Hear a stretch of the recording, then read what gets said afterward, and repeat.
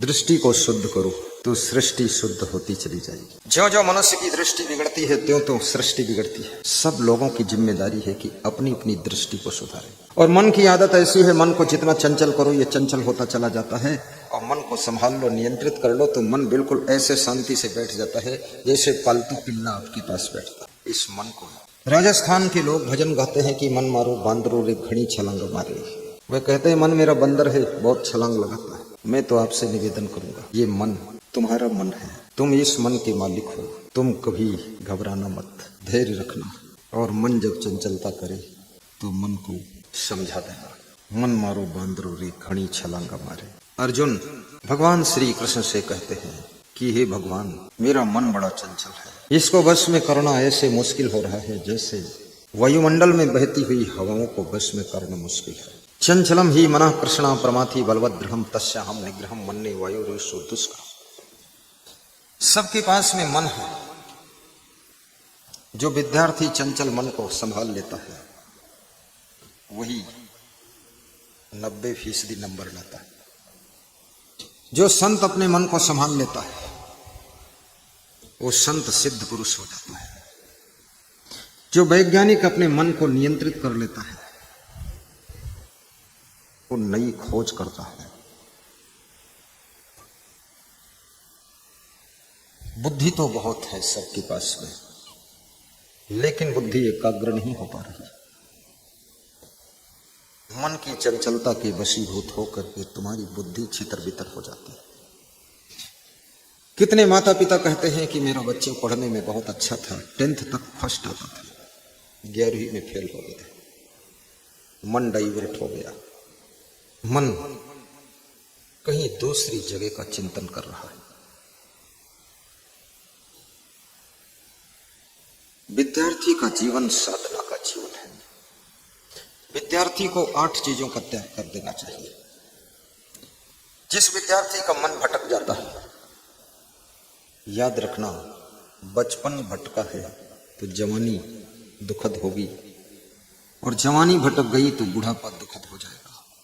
बुढ़ापे में भी भटकते रहोगे तो मृत्यु भी दुखद होगी, ठीक से मर भी न सकोगे। कितने लोग तो बचपन में भी भटकते हैं, जवानी में भी भटकते हैं, उनको कोई रास्ता ही नहीं मिल रहा है। चंचल मन, ई मन चंचल ई मन चोर। संत कबीर कहते हैं कि ये मन चंचल भी हो चोर भी है, चुपके से निकल जाता है। और तुम इसको जहां लगाओगे वहां लगता नहीं, बड़ी मुश्किलें पैदा करता है। सत्संग में बैठोगे तो घर की याद करेगा, तो घर जाओगे तो सत्संग की याद करेगा, दुकान पर जाओगे तो ससुराल की याद करेगा, और ससुराल में जाओगे तो फिर घर की याद करेगा। तुम जहां रहते हो वहां मन तुम्हारा रहता ही। बड़ा विचित्र मन है। मन की तरंग मार लो बस हो गया भजन। बहुत बड़ी बात है, मन की तरंग मार लो बस हो गया भजन। कबीर साहब के भजन की परिभाषा बड़ी विलक्षण है। वे कहते हैं मन की तरंग मार लो बस भजन पूरा हो गया। और जितना भजन है, जितना नाम जप है, जितना ध्यान है, जितना माला फेरना है और जितना पूजा पाठ है, सबका एक ही निशाना है कि आपके मन की तरंगें शांत हो जाए, इसलिए ध्यान कराया जाता है। और कबीर साहब डायरेक्ट कहते हैं कि मन की तरंग मार लो बस हो गया भजन। अपने मन की तरंगों को मार लो बस भजन हो गया। आदत जरा सुधार लो बस हो गया भजन। दूसरी पंक्ति और कठिन है कि आदत जरा सुधार लो। आदत सुधरती नहीं, बड़ी कठिन आदत है। छोटी सी तंबाकू छूटती नहीं है, पूरा घर ताकत लगा दिया। माता पिता भी ताकत लगाकर हार गए, पत्नी ने ताकत लगा दिया, पुत्री ने ताकत लगा दिया, दामाद ने भी ताकत लगा दिया, और लोग खुद भी कहते मैंने भी बहुत ताकत लगा दी पर तंबाकू छूटती है। आज मेरे पास में एक सज्जन सिवनी मालवा से आए, नाम नहीं लूंगा, कह रहे थे आपका ध्यान लगाता हूं और प्रवचन भी कभी कभी सुनता हूं, और पूरी ताकत लगा दी है, मेरे बाप ने ताकत लगा दी, पत्नी ने ताकत लगा दी, लेकिन तंबाकू छूटती ही नहीं। कुछ करो गुरुदेव, आप इतनी शक्तिशाली गुरु हो, ये छोटी सी तंबाकू छूट नहीं रही। मैंने कहा प्रवचन रोज सुनते हो? बोले साल में 1-2 बार सुन लेता। तो मैंने कहा प्रवचन रोज सुनो तभी तंबाकू छूटेगी नहीं। छोटी सी तंबाकू की आदत को छोड़ना भी लोगों के लिए बहुत कठिन होता है। और तंबाकू अक्सर पुरुष खाते हैं और तंबाकू की बदबू में महिलाओं को रहना पड़ता है। इसलिए सभी महिलाएं बहुत परेशान हैं कि पति तो ठीक है लेकिन तंबाकू से इसका मुंह ठीक नहीं। और इस क्षेत्र में तो मैंने देखा है अधिकतर लोग तंबाकू तो दबाते ही मुंह में। अगर तंबाकू नहीं मिली तो फिर भैंस का गोबर भी दबा लेगा, कुछ न कुछ मुंह में रहेगा। अरे इतना सुंदर मुंह, इतने सुंदर दांत हैं, कृपा करके जब मुस्कुराइए तो मोती जैसे दांत तुम्हारे चमकने चाहिए और जब हंसिए तो दूध जैसे दांत दिखने चाहिए, ये गोबर जैसे दांत नहीं दिखने चाहिए। बोलिए सदगुरु भगवान की जय। आज मुझे उम्मीद है कि लोग तंबाकू छोड़ेंगे और दारू पूरे भारत देश में छक छक कर लोग पी रहे हैं। दारू का भी दान कीजिए। कितने लोग चुपके चुपके पी रहे, कोई जानता ही नहीं, केवल बेडरूम में पी लेते हैं। अब बाहर निकलते हैं तो ऐसे दिखते हैं, लोग कहते हैं वाह, शराब भी छोड़ दीजिए, आदत को सुधार लीजिए। मैंने कहा था कि विद्यार्थियों को 8 चीजें त्याग करना चाहिए। कामम क्रोधम तथा लोभम, स्वादम श्रृंगार कौतुकी, अति निद्रा, अति सेवा, विद्यार्थी ही अष्ट वर्जेत। नीतिकार कहता है विद्यार्थी को निष्काम होकर विद्या अध्ययन करना चाहिए, काम वासना के प्रकोप से भी बचना चाहिए। विद्यार्थी जीवन में अपनी इंद्रियों और अपने मन को संयम में रखना चाहिए। क्रोधम, क्रोध को विद्यार्थी अगर त्याग नहीं कर सकता है, क्रोध बुद्धि को खा जाता है, क्रोध को काबू रखिए। अधिक गुस्सा करने वालों की स्मरण शक्ति धीरे धीरे कम हो जाती है। माता पिता से नाराज होने वाले विद्यार्थी धीरे धीरे अनुशासनहीन हो जाते हैं। माता पिता की मर्यादा और कंट्रोल खो देते हैं। अंकुश में जो हाथी रहता है वो सबको लाभ करा देता है। अंकुश विहीन हाथी, अनुशासन विहीन मन पतन के गड्ढे में ही गिरता है। माता पिता जब अच्छी बात समझाते हैं, नाराज होकर ये मत कहिए कि जहर खा लूंगा, मर जाऊंगा, भाग जाऊंगा। इस युग का प्रचलन है कि बच्चे अपने गार्जियन को डरवा देते हैं कि ज्यादा टाइट करोगे तो घर छोड़कर भाग जाऊंगा। कोई बच्चा कहता है कि जहर खा लूंगा, माता पिता भी सोचते हैं जीने दो गधे को, कुछ मत कहो, जैसे ही वैसा है, कम से कम जिंदा तो है। अनुशासन आपकी एनर्जी को एकाग्र करके किसी विशेष लक्ष्य में समर्पित करने की शक्ति प्रदान करता है। इसलिए सेल्फ डिसिप्लिन रहना सीखो, प्रसन्न होकर के जीवन जीना सीखो। सत्संग में जाइए, प्रसन्न होकर सत्संग सुनिए। टेंशन और चिंता थोड़ी देर के लिए अपने मन पटल से हटा दीजिए। जीवन में बहुत से काम तुम्हारे हमेशा अधूरे ही रहते और एक झंझट खत्म होती है, दूसरी नई झंझट जन्म ले लेती है। दुनिया के झमेले हरगिज कम न होंगे। एक विचारक कहता है, पीछे लोगों को आवाज साफ सुनाई दे रही कि नहीं? पीछे वाले बोलो, ठीक है, बराबर है ना? ठीक है। कल मेरे संत ने बताया था कि आप बहुत धीरे बोल रहे थे, पीछे आवाज नहीं जा रही थी, तो आज मैं पहले से संकल्प लेकर आया हूं कि जोर बोलूंगा। दुनिया के झमेले हरगिज कम न होंगे।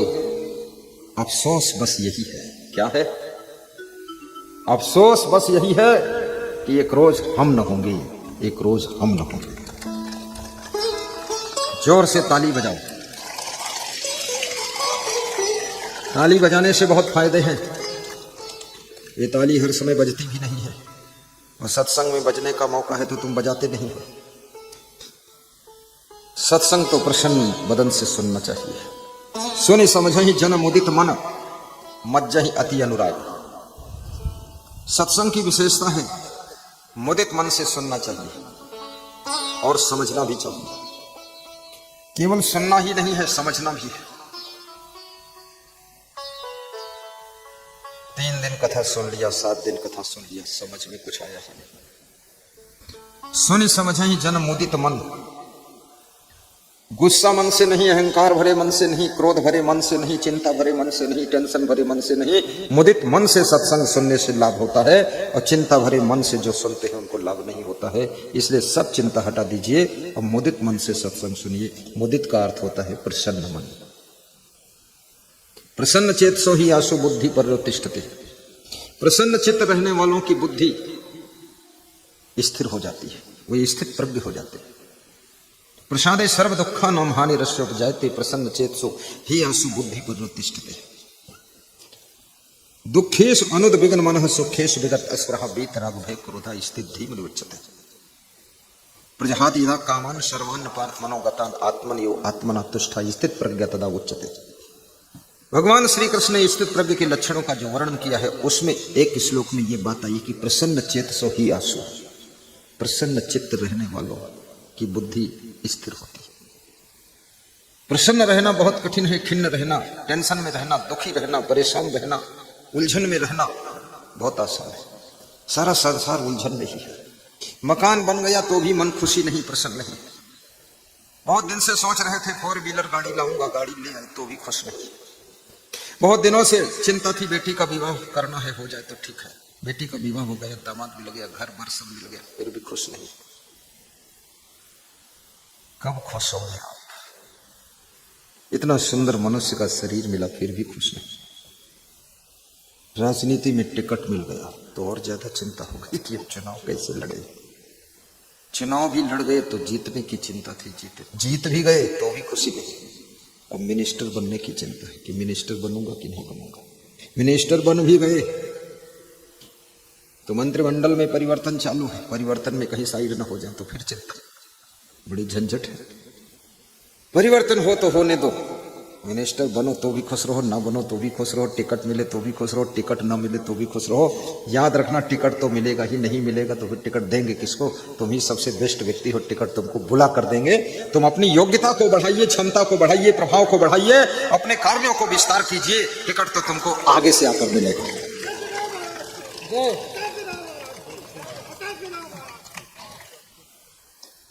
श्री अर्जुन सिंह रघुवंशी की जयकारा है। देखिए अर्जुन के बाणों की झंकार है उनकी वाणी में। बिहार में चुनाव था तो मैंने यूट्यूब में देखा कि एक नेता पांव पटक पटक के रो रहा था, उम्र भी 60-65 साल। उसका टिकट कट गया, वो पांव पटकता था ऐसे जैसे बच्चे पटकते, जैसे बच्चे का खिलौना कोई छीन ले तो आंगन में पांव पटकते, लुढ़क पुढ़क जमीन पे लौट रहे थे। हमने कहा ये ऐसे मूर्खों को टिकट मिल जाए तो देश बर्बाद हो जाए। इसको ज्ञान ही नहीं है, टिकट में सुख ढूंढ रहा। याद रखना, तुम जो होने के लिए सृष्टि में जन्म लिए हो वही तुम बनोगे। तुम ज्यादा चिंता मत करो, जबरदस्ती मत करो। जो बनने के लिए आए हो तुम बन ही जाओगे। यदि तुम्हारे भाग्य में, किस्मत में, कर्म में है तो तुम प्राइम मिनिस्टर भी बन सकते हो। अगर ये कुछ नहीं है तो पीछे लटके रहो, जो हो वही रहोगे। इसलिए जो हो उसी में सुख मानो, और जो और बन जाओगे उसमें भी सुख मानिए, और जो नहीं बनोगे उसमें दुखी मत होइए। कोई चिंता नहीं। सुनि समझहि जनमुदित मन मज्जहि अति अनुराग, लहहि 4 फल अछत तन साधु समाज प्रयाग। और जो अति अनुराग से सत्संग की गंगा में स्नान करते हैं, मज्जहि माने स्नान करना। एक तो मंजन होता है जो दांत का मंजन किया जाता है। आज श्री गजराज सिंह जी, शीला देवी टिमरनी से आए, हमारे लिए मंजन लाए, कपड़ा भी बहुत सुंदर लाए। मैंने कहा ये कपड़ा 200 रुपये मीटर होगा। बिल्कुल राइट गुरुदेव बता दिया। मैंने कहा रोज ही यही काम करता हूँ। बोले कपड़े के व्यापारी है? बोले व्यापारी नहीं, लेकिन कपड़ा लोग दान देते तो समझ जाते।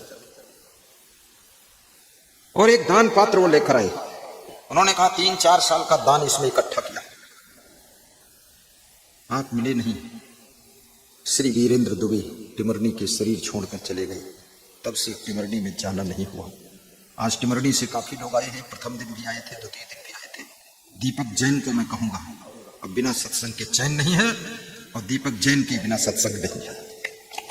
बस आलोक लोहाना, आनंद मांगल्य, तैयारी करिए गजराज से। अब टिमरनी में डमरू बजना है अगले साल, ठीक है? मुस्कुराइए, कहिए जी ठीक है। टिमरनी में बहुत दिनों से मैं आता हूं, बड़ा प्यारा शहर है टिमरनी। और तिनसिया में भी बहुत आनंद वर्षा है।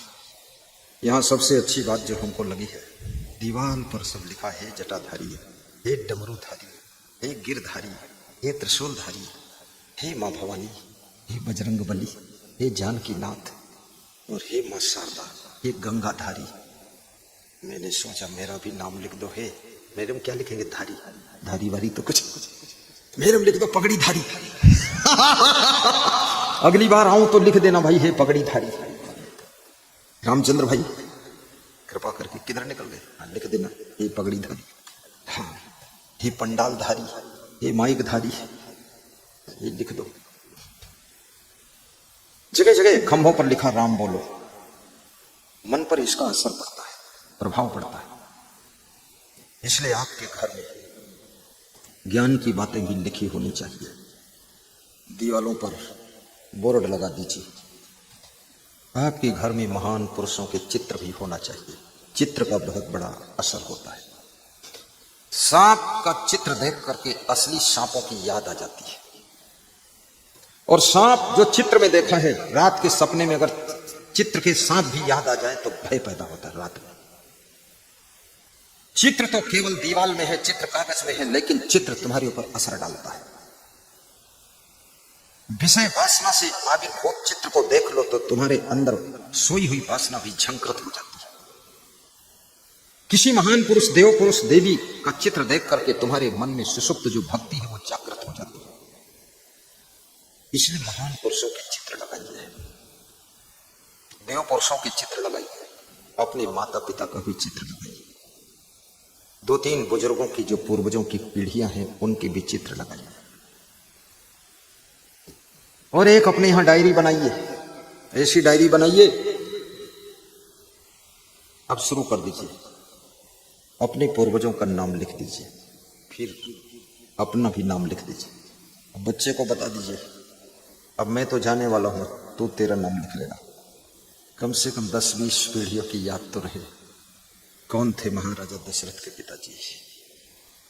राम के पिता कौन थे? सब संसार भूलता चला जा रहा है। कामम क्रोधम तथा लोभ। विद्यार्थी को तीसरी चीज लोभ का भी त्याग करना चाहिए। विद्यार्थी को चोरी नहीं करना चाहिए। जो विद्यार्थी चोरी करता है वो विद्यार्थी असमंजस में रहता है, अशांत रहता है, डिस्टर्ब रहता है। इसलिए लालच को भी जीतो। सभी विद्यार्थियों से निवेदन है, आशीर्वाद। स्वादम श्रृंगार कौतुकी। चौथी चीज स्वाद को जीती है। ये स्वाद बहुत बड़ी आकर्षण करती है ये चीज। कितने लोगों ने स्वाद में आकर्षित होकर के अपने सुंदर स्वास्थ्य को भी खोया है। रोज सोचते हैं कि ये चीज नहीं खाऊंगा, जब सामने आ जाती है तो फिर खा लेते हैं, तबीयत खराब हो जाती है। 8 घंटे तक अस्वस्थ होने का दुख भोगते हैं, फिर थोड़ा ठीक होते हैं, अगले दिन फिर खा लेते हैं। स्वाद को जीतना बहुत बड़ी बात है। कितने लोग तो जिंदगी भर स्वाद के चक्कर में फंस करके कभी स्वस्थ ही नहीं हो पाते। कुछ न कुछ झंझट लगा ही रहता है। स्वाद के लिए मत जियो, स्वास्थ्य के लिए जियो। स्वास्थ्य की चिंता करो, स्वस्थ रहो, मस्त रहो, प्रसन्न रहो। यावत् स्वस्थो ही अयम देहो यावन् मृत्युस्त दूरिता ताव दातम हितम कुर्यात् प्राणान्ति किम करिष्यति। स्वस्थ तन और स्वस्थ मन की आवश्यकता है। स्वस्थ रहने के लिए युक्ताहार विहारस्य युक्त चेष्टस्य कर्मसु युक्त स्वप्नौ बोधस्य योगो भवत् दुःखः। श्री कृष्ण ने अर्जुन से पूछा था, अर्जुन तू कुछ जानना चाहता है? अर्जुन ने कहा मैं ये जानना चाहता हूं कि सब दुख कैसे दूर होंगे। कृष्ण कहते हैं जिसका आहार विहार यथा योग्य है। देखिए बड़ी सिंपल सी बात कृष्ण गीता में श्लोक के माध्यम से संदेश दे रहे हैं अर्जुन को कि जिसका आहार विहार यथा योग्य। यथा योग्य क्या चीज है? युक्तता। यथा योग्य का अर्थ होता है कि आपकी उम्र क्या है, इसको भी देख करके आहार कीजिए। आपके शरीर में बीमारी क्या है, इसको भी देखकर आहार लीजिए। आपको आवश्यकता कितनी है, कितने कैलोरी आपको चाहिए, उतने कैलोरी लीजिए। दौड़ भाग का काम नहीं है तो कम कैलोरी लीजिए। ज्यादा हार्ड वर्क है तो थोड़ा अधिक कैलोरी लीजिए। एक ही शब्द में कृष्ण ने गजब कर दिया। कृष्ण कहते हैं युक्ताहार विहारस्य। श्लोक में पहला शब्द है आहार और फिर है बिहार। अगर सुखी होना चाहते हैं तो अपना बिहार भी सुधारो। बिहार क्या है? बिहार प्रदेश नहीं है, बिहार। बिहार का मतलब होता है विहरण। विहरण का मतलब होता है आपका उठना बैठना चलना फिरना कैसा कहां कब है। दुख नहीं मिटेंगे अगर गलत जगह बैठोगे, दुख बढ़ सकते हैं। जिन गलियों में तुमको निकलना नहीं चाहिए उन गलियों में तुम निकलोगे तो भी तुम्हारा अपमान होगा, बदनामी होगी, दुख बढ़ेगा, वहां मत निकलिए। अपनी उम्र और सामर्थ्य और आवश्यकता के अनुसार चलना फिरना कीजिए। ज्यादा उम्र है, 80 वर्ष के तुम हो, थोड़ा 10 किलोमीटर पैदल मत चलो, कम कर दो, 3 किलोमीटर बहुत। जवानों के लिए 5 से 10 किलोमीटर बहुत।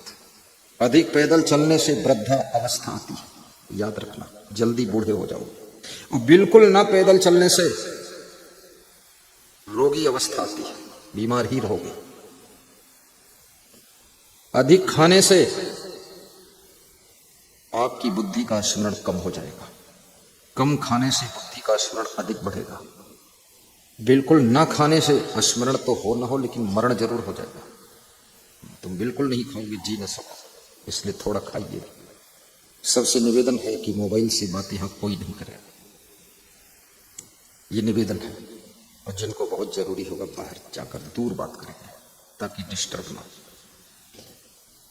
क्योंकि यहां दीवार पर एक कोटेशन लिखा था, संसार में तुम चल सकते हो लेकिन संसार को चला नहीं सकते। तो हम ज्यादा चिंता ना करें, ऑटोमेटिक भी होगा। कर्म करना तुम्हारा धर्म है और कर्म का फल तो कर्म देगा, उसकी चिंता मत करो। कर्मण्येष्वाधिकारास्ते मां फलेषु कदाचन। कर्म में तेरा अधिकार है, फल की इच्छा तू मत कर। स्वयं कर्म करोत्यात्मा स्वयं तत्फल मत्स्नते स्वयं ब्रवन्ति संसारी स्वयं तत्स्माद्य विवच्यते। एका पापानि कुरुते फलं भोगते महाजना भोक्तारो विप्रमुच्यन्ते कर्ता दोषेण लिप्यते। एक मनुष्य कर्म करके धन कमाता है, उस धन को कई लोग उपभोग कर लेते हैं, लेकिन जिस आत्मा ने कर्म किया है उस कर्म के फल का भुगतान उसको करना पड़ता है। शुभ कर्मों से धन कमाइए, धनवान बनिए, लेकिन सत्कर्मों से। महान बनिए, तुम्हारा यश होगा। गुणवान बनिए, सफलता मिलेगी। चरित्रवान बनिए, तुम्हारी पूजा होगी। बुद्धिमान बनिए, उन्नति होगी। विवेकवान बनिए, सुखी रहोगे। और सदाचारी बनिए, कुल परिवार की रक्षा होगी। कुलम वृत्तेन रक्षते। सदाचार से कुल की रक्षा होती है, परिवार की रक्षा होती है। सत्येन रक्षते धर्मो, सत्य से धर्म की रक्षा होती है। विद्या योगेन रक्षते, योग से विद्या की रक्षा होती है। मृजया रक्षते रूपम, और शुद्धता सफाई से सुंदर रूप की रक्षा होती है। कम से कम दिन भर में 6-7 बार मुंह को धो लिया करो। कितने लोग तो सुबह मुंह धोते हैं, उसके बाद दूसरे दिन सुबह फिर धोते, 24 घंटे धोते ही नहीं। कितने लोग भोजन खाने के बाद हाथ धोते, पहले हाथ धोते ही नहीं। जो भी दिन भर का मैल अंगुलियों में लगा है वो सब दाल भात में घोल कर पी जाते, शुद्धता नहीं। शुद्धो से बुद्धो से निरंजनों से शुद्धता, पवित्रता, सफाई खूब रखिए। मैं इस गांव में कई घरों में गया, जिनके जिनके घर गया हूं, सबके घर में मुझे सफाई बहुत मिली, बहुत सुंदर प्रेम सबने बहुत किया।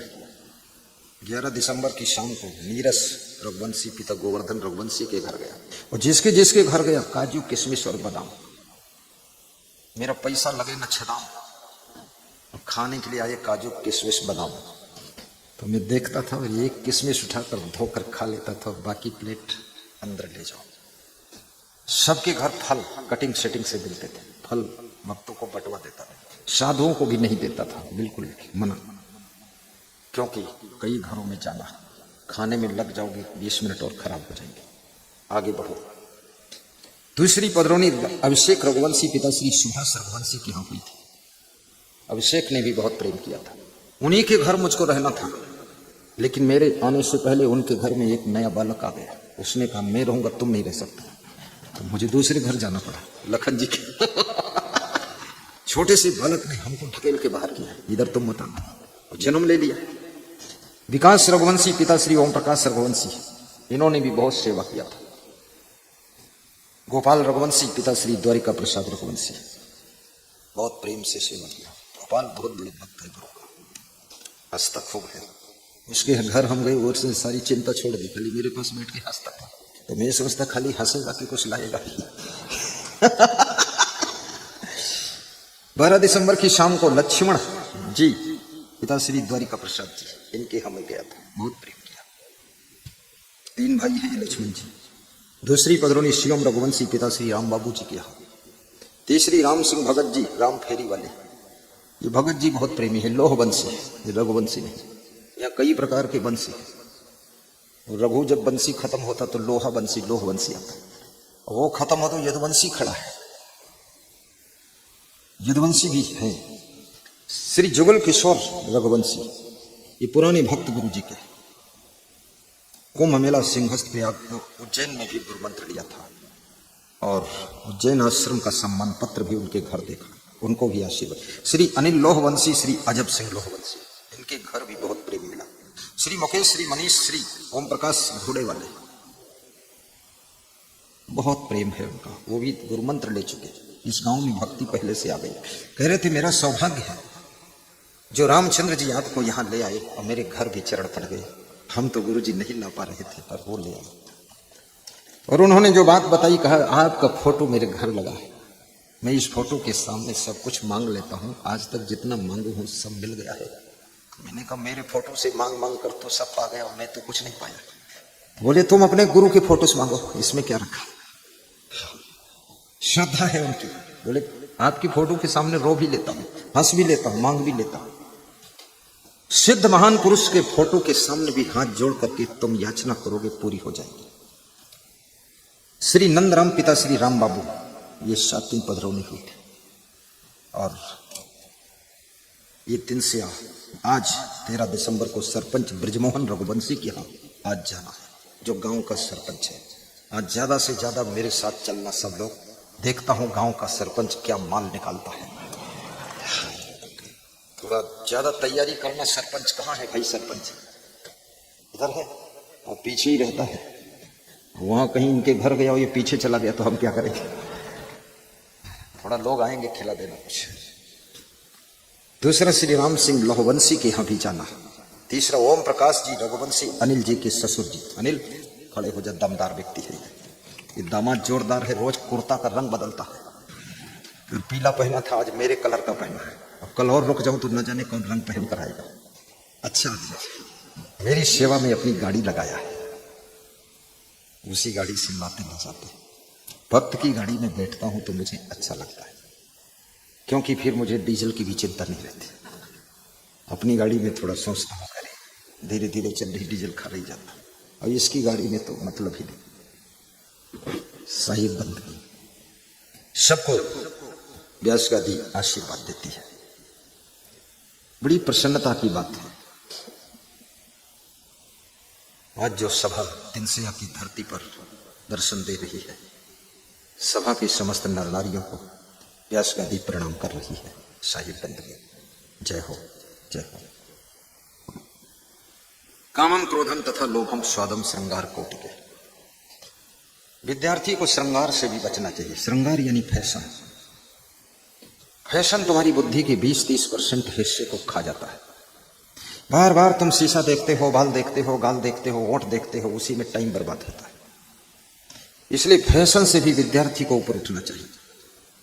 और जितना शरीर को सजाने धजाने में तुम मेहनत करते हो, अगर इतना अपने जीवन को सुंदर बनाने में मेहनत करो तो याद रखना तुम्हारे अंदर राम का रूप दिखाई देगा और तुम्हारे अंदर मां सीता का रूप दिखाई देगा।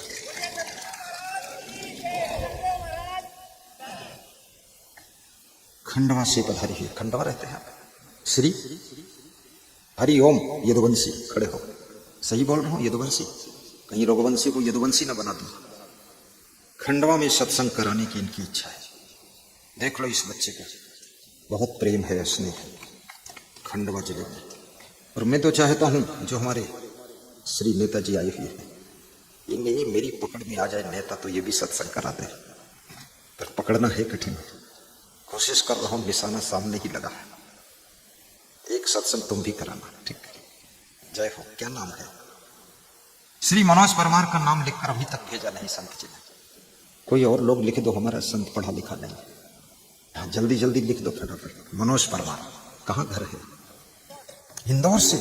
अरे वही मनोज परमार जो बात हुई थी मोबाइल में। अरे मेरा प्रिय शिष्य है, ताली बजा दो इसके लिए जल्दी से। बहुत अच्छा, प्रिय शिष्य है। हाँ, ये तो सत्संग कर ही देंगे। आशीर्वाद देता हूं।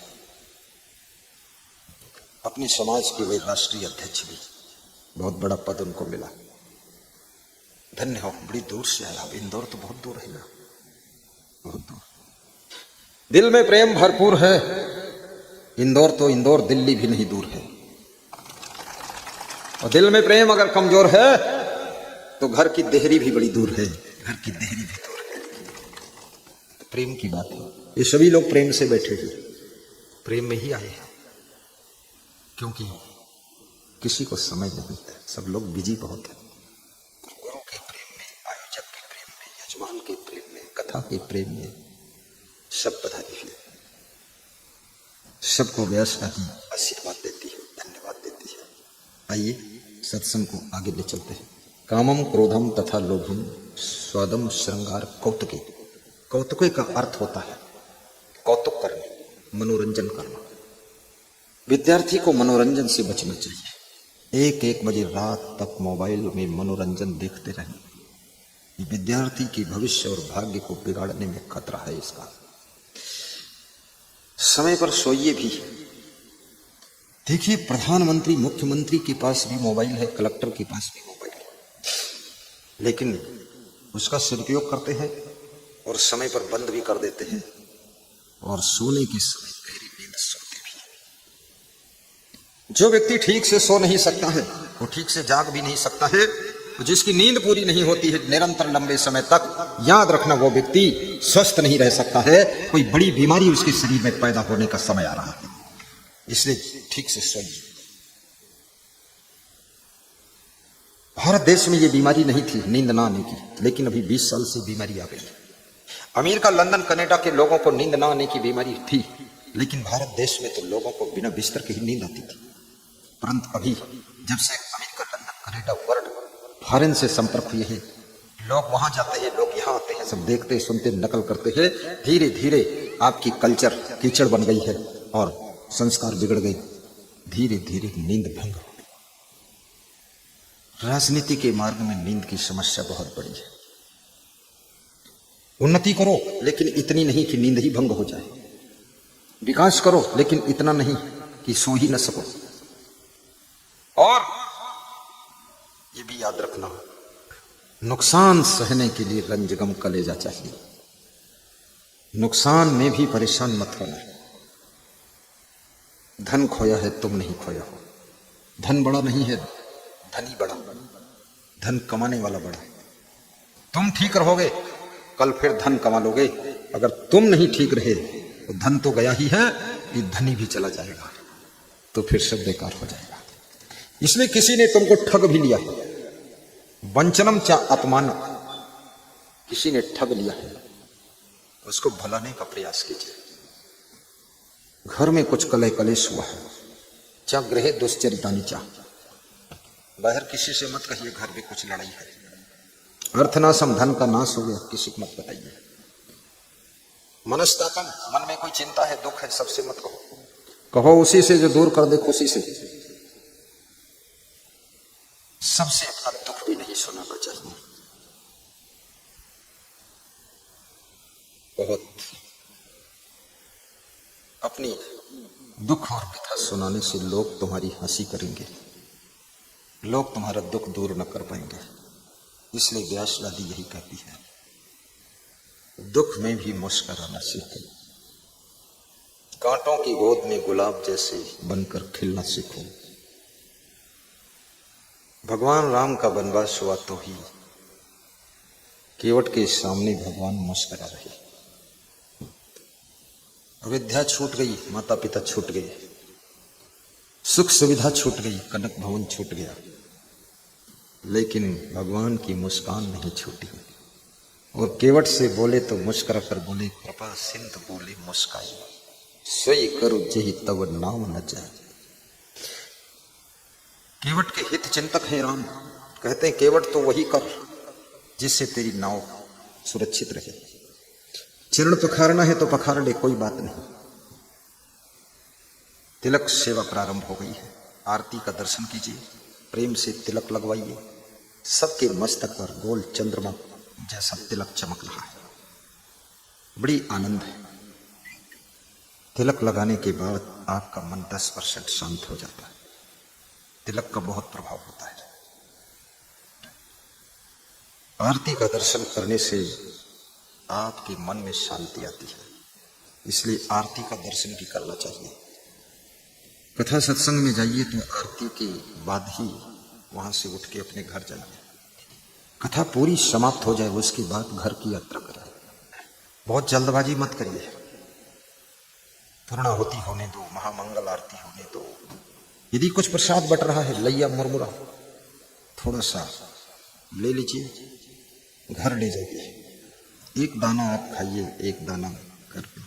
अगर प्रसाद वहां नहीं बटा है तो ज्ञान के प्रसाद को संभाल कर ले जाइए, प्रवचन के प्रसाद को ले जाइए और अपने घर वालों को भी थोड़ा सुनाइए जाकर के कि आज गुरु भगवान ने ये बातें सुनाई थी। स्वादम श्रृंगार कौतुके अति निद्रा, सातवीं चीज विद्यार्थी को अति निद्रा से बचना चाहिए। 10-10 घंटे सोने की आदत, घंटे तो 24 ही रहेंगे, चाहे सोने में गंवा दो चाहे नहाने में गंवा दो, टाइम पास करने की आदत को छोड़ दो। कितने लोग स्नान करते हैं 2-2 घंटे नहाने में लग जाते हैं, पूरा समय खाने नहाने में चला जाता है। थोड़ा समय शरीर को स्वस्थ रखने के लिए, व्यायाम के लिए भी दीजिए। थोड़ा समय मन को बस में रखने के लिए सत्संग स्वाध्याय के लिए दीजिए। थोड़ा समय रिश्तेदारों के लिए दीजिए, थोड़ा समय फैमिली के लिए दीजिए, थोड़ा समय बिजनेस में दीजिए, थोड़ा समय सर्विस में भी दीजिए उचित समय, और थोड़ा समय अपने मित्रों के लिए भी दीजिए, थोड़ा समय परोपकार के लिए भी दीजिए, थोड़ा समय राजनीति के लिए भी दीजिए। अपने क्षेत्र के समाज सेवी लोगों का भी मनोबल बढ़ाइए। समाज सेवी लोग बड़े महान होते हैं। समाज की पीड़ा को एहसास करके जन जन की सेवा में अपने जीवन को समर्पित करते हैं। समाज सेवा, जन सेवा, राष्ट्र सेवा, गौ सेवा, गुरु सेवा, संत सेवा, देश सेवा, ग्राम सेवा, अतिथि सेवा, माँ की सेवा, पिता की सेवा, कुटुंब की सेवा, सेवा का श्रृंगार कीजिए। ये सेवक का नित्य भाव रहे, गुरु भक्त मिले, गुरु भक्त मिले। सेवक बनकर के जियो। उन्नति का साधन सेवा है, जिससे ही आत्म शुद्ध होती, पर लोभी मोही अभिमानी सेवक पद पाना क्या जाने। कामी क्रोधी लालची भक्त ने इनसे होए, भक्ति करे कोई सूरमा जाति वर्ण कुल खोए।